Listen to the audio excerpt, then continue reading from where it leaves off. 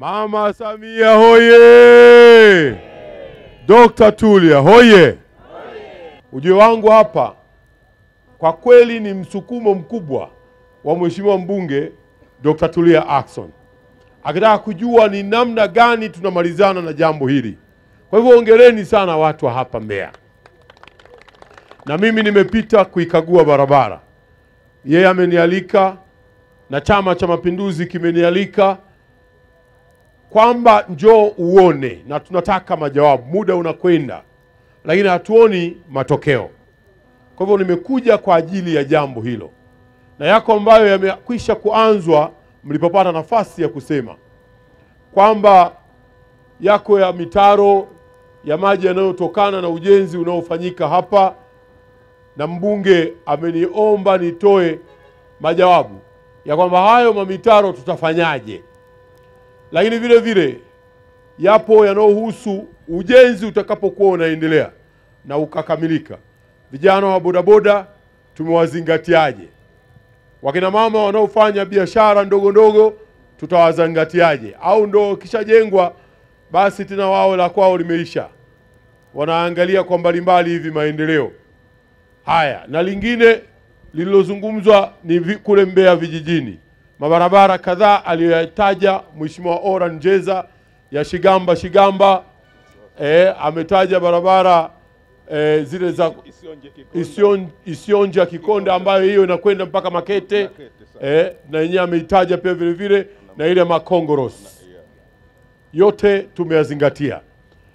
Sasa mimi niwaambie, serikali ya Rais Daktari Samia Suluhu Hassan ya Chama cha Mapinduzi ambayo ndiyo inasimamia na imeleta mradi huu kwa ajili ya kuondosha kero ya msongamano katika eneo hili la Mbeya, imekwisha kutoa fedha nyingi zaidi ya bilioni 30, jumla bilioni 35.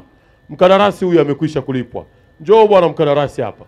Na naambiwa wewe sasa unajua Kiswahili. Come right here. Yes, hapa.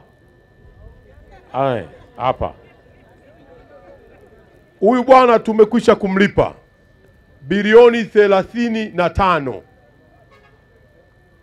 za ujenzi wa barabara hii kutoka Uyole kwa maana Nsalaga mpaka Ifisi. Hizo bilioni 35 hajazifanyia kazi yetu ipasavyo. Let me tell you something. I'm a representative of these people in this city. I have seen recently, like I came on Thursday, and I saw most of your people at work. It's only because you knew now the minister was about to come. Yes.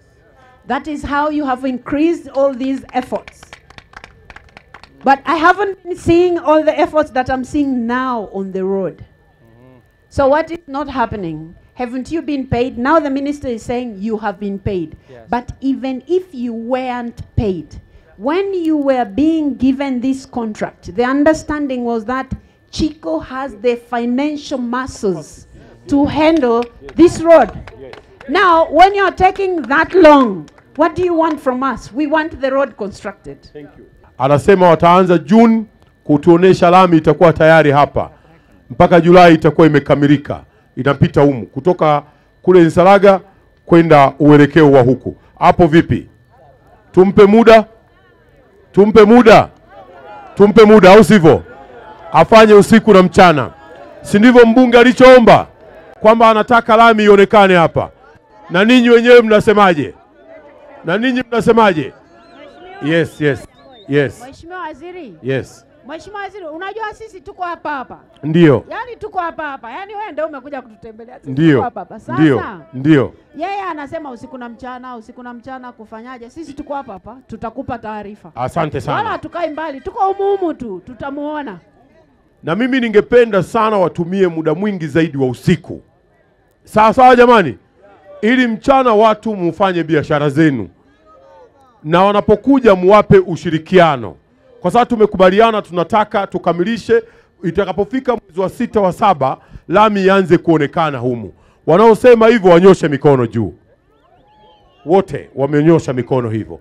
Wanataka kuona mwezi wa 6 wa 7 lami inapita humu. Mkandarasi nani huyo? Manager iko wapi? Wewe bwana, umesikia hapa wamesema kuna maji yanasumbua huko, yanasababishwa na mtaro mkubwa ambao huo mtaro umesababishwa na ujenzi huu. Sasa huo mtaro msiushie njiani, ni lazima muusogeze ili usilete mafuriko katika ile eneo. Sawa sawa mzee? Na ule mlima Nyoka uwekeni pia katika addendum ya kuweza kuhakikisha kwamba 25 26 tunaupasua ule mlima ili tuweze kuwanusuru wa Tanzania. Kila siku tunaandikiwa tu barua za kupewa pole. Hilo tuachane nalo sasa. Umenielewa vizuri? Na ile ya kuingia airport, Mheshimiwa Speaker, tutaiweka kusudi katika budget yetu ya 25 26 kama addendum tunakwenda kumalizana nayo. Huyu mkandarasi ameleta masababu yake mengi. Mimi nimshukuru sana mkuu wa mkoa. Katika hizi sababu nyingi alizozisema hapa, mkuu wa mkoa alikisha zishughulikia. Kazi iliyobaki hapa ni kufanya kazi usiku na mchana.